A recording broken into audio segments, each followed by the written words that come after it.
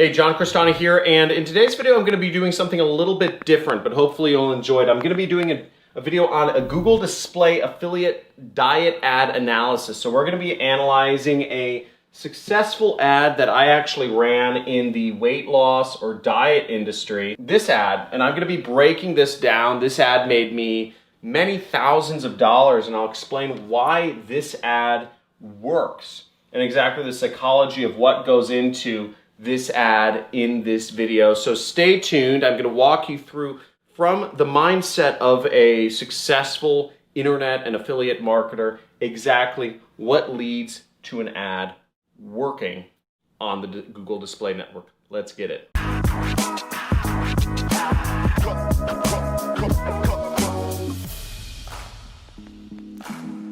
Hey, super excited you're here. We're going to be going over a Google Display Network affiliate ad in the weight loss, or what we call the diet ad industry, which is a very big industry. It's an industry that I've made $35,000 a day in. I will walk you through exactly the psychology from a marketer's perspective, how I created this ad and why it works. So this is the ad. Okay, and as you'll see, it says, "Eat this, never diet again." It's a pretty simple ad. It's got this weird thing on it, and then it's got a line below, which is the Dr. Oz, the holy grail of weight loss.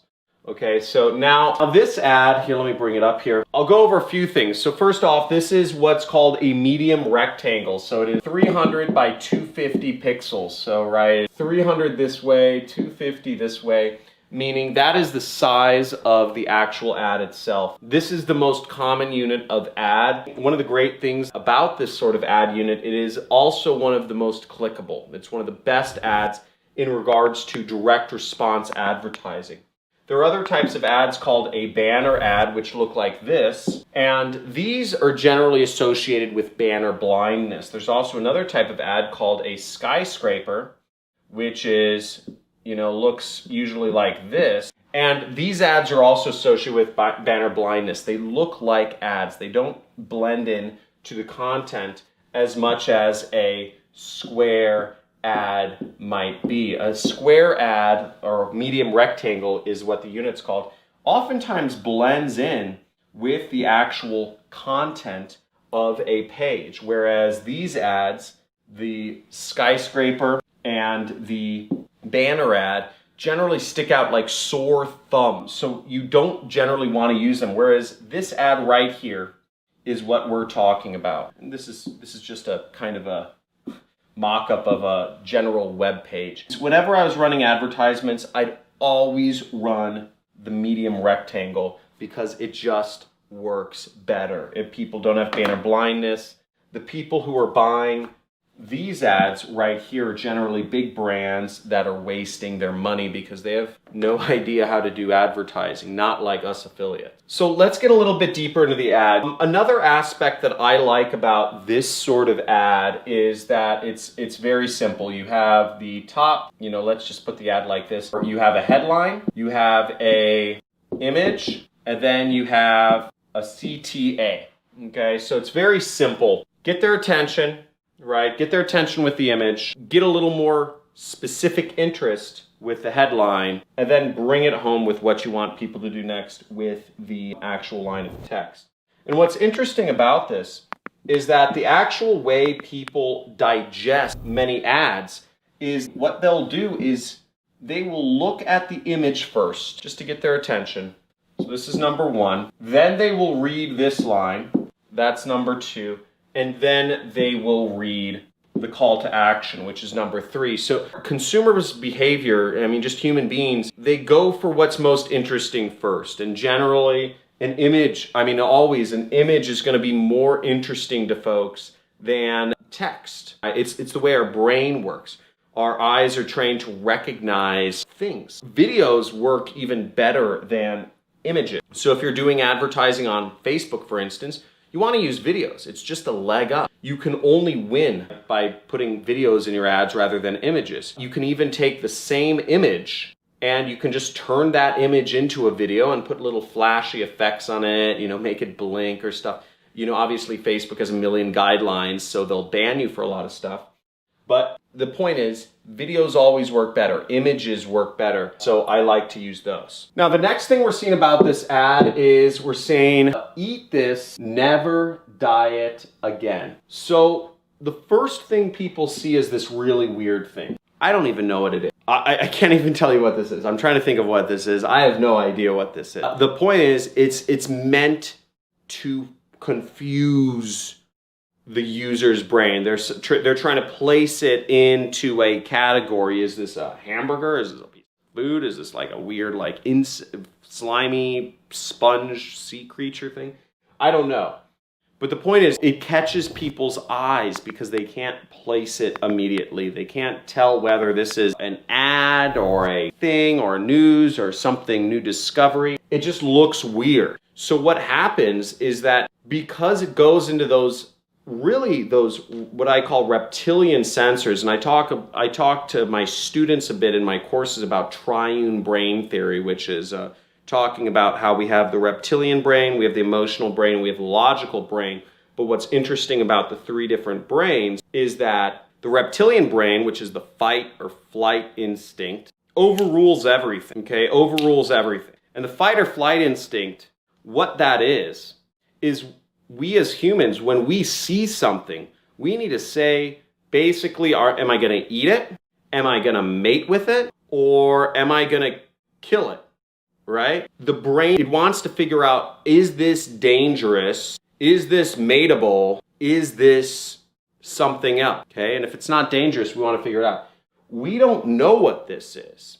And when we can't place something in our brain, it brings interest to us. So even if we saw that little Google ad symbol up in the upper right, when people see this, their brain flips out. It stops thinking whether it's an advertisement or not. It's just kind of like, boom, here's this thing, and the brain starts freaking out because it's saying, is this supposed to be dangerous to me or not? So we get people's attention right there. But attention doesn't equal money. Because again, at the end of the day, as affiliate marketers, we only make money if somebody buys the product that we're selling. This is what we call kind of clickbaity, right? We're trying to interrupt people's patterns because people don't like advertising, okay? So you need to find a way to reach people.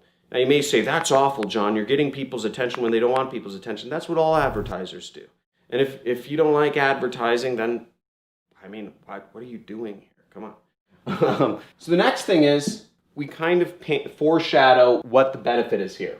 Never diet again, right? And we have that further kind of weird pattern interrupt. Eat this. Like, what? The assumption is you looked at the image first, and then you read that, and it says, eat this. And that just flips out the brain even more. You're saying, what? I don't even know what that is, right? That's what the brain's thinking. How can I know to eat it? Never diet again. So there's a curiosity angle. What we're looking for is interest, okay? And in sales, they call this AIDA. Attention. Do I have your attention? Interest. Are you interested in the product I have to buy? Decision. Are you ready to make a decision? And then action. So the first step is attention. We have to capture their attention. This captured their attention. This and eat this captured their attention. Interest. Right? This is I. Are you interested in never having to diet again? So what I'm selling here is Garcinia Cambogia, which is a weight loss product. It essentially suppresses your appetite. Now that doesn't matter as much as Dr. Oz. Dr. Oz is the most famous doctor, and he's very well known for talking about weight loss in America. So that adds what's called social proof. And this also goes to another sort of part of the brain, which is, I'd say the emotional part of the brain. That is the emotional part of the brain, which picks up on differences between social relationships. As humans, we are constantly kind of figuring out what is our pecking order, who's in a relationship with who can we say this to, can we get away with saying this to somebody, are they above us, are they below us, etc. in sort of the pecking order.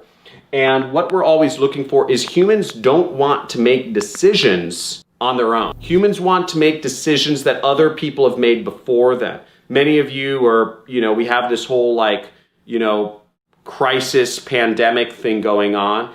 And You know, it's one of those chicken and egg scenarios. People will not want to go out of their house until they see other people go out of their house, right? Or a significant amount. People don't want to be the first. People don't want to stop wearing masks if other people are wearing masks. It's one of those social conditioning things. Social proof is the most powerful, it's one of the most powerful things, one of the 3 most powerful things in marketing. Because again, the more you can show that, hey, look, other people have made this decision before you. You can trust them, right? Trust the masses. People will always trust the mass. But this is just a psychology. So again, Dr. Oz, we throw in that social proof. We say, hey, look, I'm not pitching you anything. Look, it's this guy. This guy already said it's good. In this ad, we're saying the holy grail of weight loss, which is a quote that Dr. Oz had said about Garcinia Cambogia. So the holy grail of weight loss. So we already said they would never have to diet again. Now we're saying they are going to lose weight. So we just packed in the benefits there. Lose weight, never diet again. The #1 doctor in America has said that this is all good. And we have some weird we can't exactly place what's going on or what the solution is. Now that is good enough to get the click. So that's why this all works, and that's just kind of breaking down this ad. Another thing is we have the YouTube symbol here, right? We have a little video play button symbol here. And why is that? And the reason for that is because ultimately when they click, they're gonna watch a video. So I kind of want to prepare them to watch a video. Now what I could have done better, I could have done a little video play button right here, and I could have made it so that it looked like when people are going to click the ad, they're actually going to watch a video about whatever thing is going on. And again, you could design whatever you want to prepare people for whatever the next step is. If people are going to watch a video, you want them prepared to watch a video. If people are going to read an article, you want them prepared to read an article, because not everybody's going to want to read an article. Not everybody's going to want to watch a video. People have different ways they like to consume internet content. So that's behind the ad. Now how I created this ad was actually simple. I never created it. I actually just copied it from another marketer, because again, marketing and sales, it's pitches. You can search up a lot of my videos even, and you'll see 10 other YouTubers before me shot a video on the same topic. You can search my videos, and 10 other YouTubers after me did the same video topic. Because in marketing, there are things that work. In psychology and in dating, everything in life, there is a playbook for what works. The way Jeff Bezos built his business, he wasn't trying something totally new. He built his business 99% by a framework that was proven and works, because he went to a top-tier business school. He worked as an investment banker. He went by what works. He's very by the books, if you know Jeff Bezos. And what we're doing here is very by the books. You don't try to innovate in marketing. You don't try to be creative. You don't try to think outside the box. Because if you think outside the box, if you're creative, you're probably going to fail. Okay? Now, when you get good, when you get really good, when you are a multimillionaire, you can start thinking outside the box and maybe try some things out and see if they work.